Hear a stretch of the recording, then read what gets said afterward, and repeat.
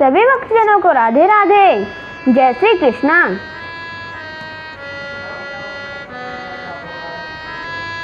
संक्षिप्त गरुड़ पुराण अध्याय 177। नेत्र, नाक, मुख, गला, अनिद्रा तथा पाद रोग और शास्त्र आघात जनित रोगों की चिकित्सा।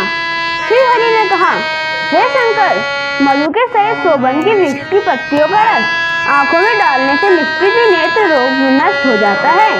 तिल और चमेली के 80 फूल, नीम, आंवला, सौंठ, पीपल तथा चौलाई के साग को चावल के जल में पीसकर उनकी वटी बनाना चाहिए।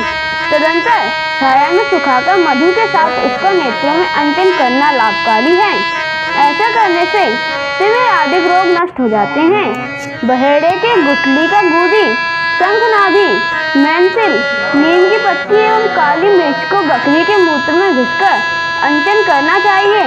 इस प्रकार का सिद्ध अंजन नेत्रों में होने वाले पुष्प दोष अर्थात फुल्ला, रतौंधी, तिमिर विकार तथा पटल रोग को नष्ट कर देता है।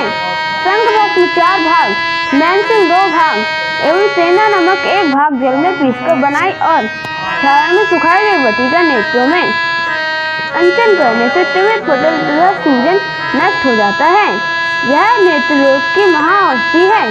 त्रिकटु, त्रिफला, कंजा के फल, सेंधा नमक और दोनों रजनी, हल्दी, दारू हल्दी को भृंगराज में के रस में पीसकर उसका नेत्रों में अंजन देने से तिमिर आदि सभी रोग दूर हो जाते हैं। जंगली अडुसा की जड़ को कांजी में पीसकर नेत्रों में लगाने से नेत्र शूल नष्ट हो जाता है। शक्र अर्थात मट्ठे के साथ बेर की जड़ को पीसकर पीने से भी नेत्रों की पीड़ा दूर होती है।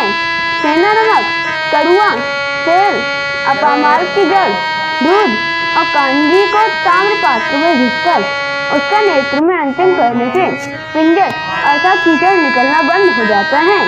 बिल्व व नील वृक्ष की जड़ पीसकर बनाए गए अंजन को नेत्र में लगाने मात्र से तिमिर आदि रोग निश्चित ही नष्ट हो जाते हैं। पिपली, तगर, हल्दी, आंवला, वच और खदे द्वारा बनाई गई बत्ती का अंजन लगाने से नेत्र रोग नष्ट हो जाता है। जो मनुष्य नित्य प्रातः मुंह में जल भरकर ही छींटा लेकर नेत्रों को धोता है, वह नेत्रों के सभी रोगों से मुक्त हो जाता है। श्वेत एरंड की जड़ एवं पत्तियों के रस से शुद्ध बकरी के दूध के उष्णपात के सेक से आंखों का वात विकार दूर हो जाता है। चंदन, सेंधा नमक, पुराने पलाश का पत्र और हरित की पटल, कुसुम, नीली का अंजन, चक्के का चकाचांदी नामक नेत्र रोग का विनाशक है। बकरी के मूत्र में घुसी गई गुंजा की जड़ का अंजन तिमिर रोग को दूर करता है। हे रुद्र, चांदी, तांबे तथा सोने के सराफ को हाथ पर घिसकर नेत्रों में उसका लगाया गया उपटन कामला नामक रोग का निवारक है। घोसाफल अर्थात सौंफ को सूंघने और सेवन करने से पीलिया नामक रोग का विनाश होता है। दूर्वा, अनारपुट, लोद्र और हल्दी का रस नासर तथा वात्र के दोष को दूर करता है। हे विषध्वज, हे नीलोहित, जंगल कमूल अर्थात केवाच की जड़ को भली प्रकार से पीसकर उसका नश्य लेने से नासर्ग रोग नष्ट हो जाता है। हे रुद्र, गोघृत, सर्जरस, राज, धनिया, सेंधा नमक, धतूर तथा गैरिक से सिद्ध सिक्त अर्थात मोम तेल में मिलाकर होठों पर लगाने से होठों के घाव तथा होठ फटने का रोग दूर हो जाता है। चबाकर सेवन की जाने वाली चमेली की पत्तियों का रस भी मुख रोग विनाशक है। केसर के बीजों की खाने से हिलने वाले दांत दृढ़ हो जाते हैं। मुष्टक, मोथा, कुष्ठ, इलायची, मुलेठी, वालक और धनिया को चबाने से मुख की दुर्गंध दूर हो जाती है। कसाय द्रव्य त्रिकटु अथवा तेल युक्त तिक्त शाक के नित्य भक्षण से भी मुख की दुर्गंध दूर हो जाती है। इससे सभी प्रकार के दांतों से संबंधित घाव भी नष्ट हो जाते हैं।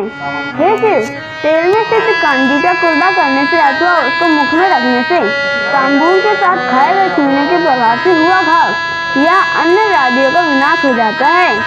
सोंठ को चबाने से जिस प्रकार प्राणी कफ के रोग से मुक्ति प्राप्त कर लेता है, उसी प्रकार बिजौरा नींबू के बीज, इलायची, मुलेठी, पिपली और चमेली के पत्तियों का चूर्ण शहद में चाटने से भी कफ विकार से मुक्ति मिल जाती है। शेफालिका, सिंधुवार तथा जटामांस की चूर्ण चबाने से गलकुंडी अर्थात ताड़ू भाग के शोथ का विनाशक होता है। गुंजा अर्थात घुड़की की जड़ को चबाने से दांत में लगे हुए कीड़े को विनाश होता है। हे सेब, मधु सहित काकजंघा, घूंची, स्नुई, रेंगुड़ और नील का क्वाथ दंताक्रांत, दंताघात तथा दांत के कीट रोगों का विनाशक है। सरकट पात, कमल की जड़ से सिद्ध घृत पाक का मंजन करने से दांतों की कटकटाहट दूर हो जाती है। जैसे करकटा पात का दूध के साथ लेप करने से भी इस रोग का विनाशक हो जाता है। ज्योतिषमती, मालकंगनी के फलों का जल में पीसकर उसके द्वारा 3 सप्ताह का कुल्ला करने से भी इस रोग में लाभ होता है। विदारी तन और हदित के चूर्ण का मंजन करने से दांतों का कालापन विनाश हो जाता है। रौद्र, कुमकुम, मरीच, अगर, लाल चंदन या चावल तथा मुलेठी के जल में पीसकर तैयार किया गया मुखलेस स्त्रियों के मुख को शोभा संपन्न बनाता है। 2 प्रस्त बकरी का दूध, 1 प्रस्त तिल का तेल, 1 कस लक्ष्य चंदन, मंदिष्ट, द्राक्षारस, मधुयुक्ति और कुमकुम से सिद्ध लेप का 1 सप्ताह के अंतर्गत ही मुख की शोभा को बढ़ा देता है। सोंठ, पिपली चूर्ण, गुरुची और कंठकारी के क्वाथ का पान करने से जठराग्नि तीव्र होती है। हे महादेव, कंजा, पित्त पापड़ा, भ्रेती, भटकटिया, अदरक, हरितके तथा गोखरू के द्वारा सिद्ध क्वाथ पीने से थकान दूर हो जाती है एवं दाहत, पित्त, ज्वर, शारीरिक सुसुप्ता और मूर्छा दोष में विनष्ट हो जाता है। मधु, घृत, पिपली चूर्ण एवं दूध से युक्त क्वाथ का पान हृदय रोग, खांसी तथा विषम ज्वर का विनाशक होता है। हे वृषभध्वज, सामान्यतः क्वाथ तथा औषधियों की अनुपान मात्रा आधा कर अर्थात 1/16 है। विशेष रूप से रोगी की आयु के अनुसार उसके परिमाण पर विचार करना चाहिए। गौ के गोबर से रस निकालकर दूध के साथ पान करने से विषम ज्वर दूर हो जाता है। काकजंघा, घूंची का रस भी इस ज्वर का नाशक है। सोंठ के चूर्ण से युक्त बकरी का दूध क्वाथ विषम ज्वर को दूर कर देता है। मुलेठी, खस, सेंधा नमक तथा भटकटिया का फल पीसकर उसका नश्य लेने से पुरुष को नींद आने लगती है। हे शिव, काली मिर्च का चूर्ण मिलाकर मधु का नश्य लेने से भी प्राणी को नींद आ जाती है। काकजंघा, काला हिस्ना की जल मस्तक पर लेप करने से भी निद्रा को लाया जा सकता है। कांदी तथा धूना नामक के वृक्ष को गौ से सिद्ध तल पाक को शीतल जल में मिलाकर सिर पर लेप करने से फिर संताप दूर हो जाता है। यह रक्त दोषक ज्वर और दाह से उत्पन्न होने वाले संताप को भी दूर करता है। यह रक्त दोषक ज्वर और दाह से उत्पन्न करने वाले संताप को भी दूर करता है। शिलाजीत, शैवाल, मंथा, मेथी, सोंठ, पाषाण भेदी, पत्थर चट्टा, सैजन, गोखरू, गरुड़ और सौभंजन की जड़, इन सब को एकत्र करके बनाया गया जल या क्वाथ हींग तथा यवाक्षर के सहित पान करने से वात रोग का विनाश होता है। हे शिव, पिपली मूल तथा भिलावे का जल या क्वाथ भली प्रकार से स्थूल रोग को दूर करने में श्रेष्ठतम योग है। अश्वगंधा तथा मूली के रस से शोधित वामी की जो मिट्टी होती है उसको रगड़ने से दाद और उरुस नामक रोग शांत हो जाता है। भ्रीति मूल अर्थात भटकटिया की जड़ को पानी में पीसकर पीने से संघातवात नष्ट होता है। अदरक और तगर की जड़ को पीसकर मट्ठे के साथ पीने से झुंझुनी अर्थात झुंझबाई का रोग वैसे ही नष्ट होता है जैसे वज्र के प्रभाव से वृक्ष धराशायी हो जाता है। अस्थि संघा का हर जोड़ अर्थात ग्रंथिमान नामक लता की जड़ को भात के साथ खाने से अथवा जटामांसी के शस के साथ पान करने से वात रोग तथा अस्थि भंग के दोष नष्ट हो जाते हैं। बकरी के दूध और घृत मिश्री सत्तू का लेप दोनों पैरों के तलुओं में करने से जलन समाप्त होती है। मधु, घृत, मोम, गुड़, गैरिक, गुग्गुल और राल का रस पैर में लेप करने से उनका फटना तथा जलना बंद हो जाता है। हे वृषभध्वज,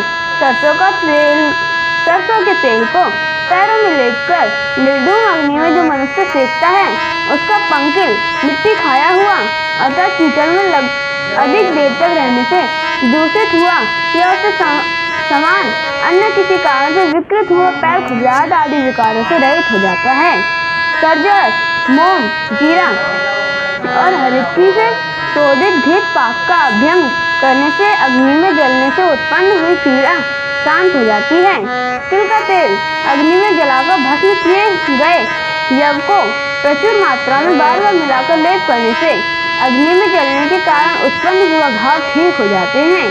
भैंस के दूध का मक्खन अग्नि में भुने गए तिल का चूर्ण और भिलाव का रस मिलाकर तैयार किया गया लेप घाव को ठीक करता है। इसके नक्शे एवं लेप करने से हृदय सूल भी शांत हो जाता है।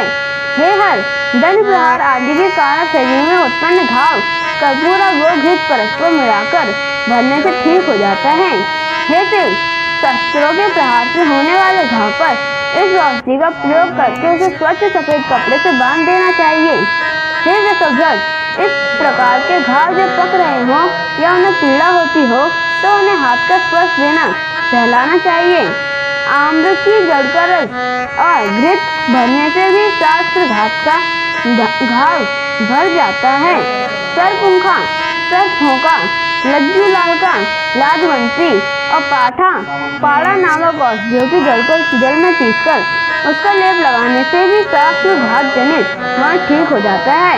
काकजंगा की जड़ को पीसकर शास्त्राघात घाव भरने से वह घाव 3 रात्रियों के भीतर सूख जाता है। रोहित के नामक या रोहाड़ी का जड़ का लेप भी जड़ को नष्ट करता है। लाठी आदि के प्रहार से उत्पन्न होने वाली पीड़ा जल एवं तिल के तेल में सिद्ध अपामार्ग की जड़ का लेप लगाने से तथा आग पर सेकने से शांत हो जाती है। हे शंकर, हरितकी, सौंठ और सेंधा नमक पीसकर जल के साथ खाने से अजीर्ण रोग का विनाश होता है। निम्ब मूल अर्थात नीम की जड़ को कमर में बांधने पर नेत्रों की पीड़ा दूर हो जाती है। सड़, पटसन की जड़ और पान का भस्म इंद्रिय जनित विकार का विनाशक है। यवादित, अन्य हल्दी, कचरे सरसों की जड़ और बिजौरा नींबू के बीच समान भागों में पीसकर इनका उपटन लगाना चाहिए। 7 दिनों का शरीर में इसका प्रयोग करने से रंग गोरा हो जाता है।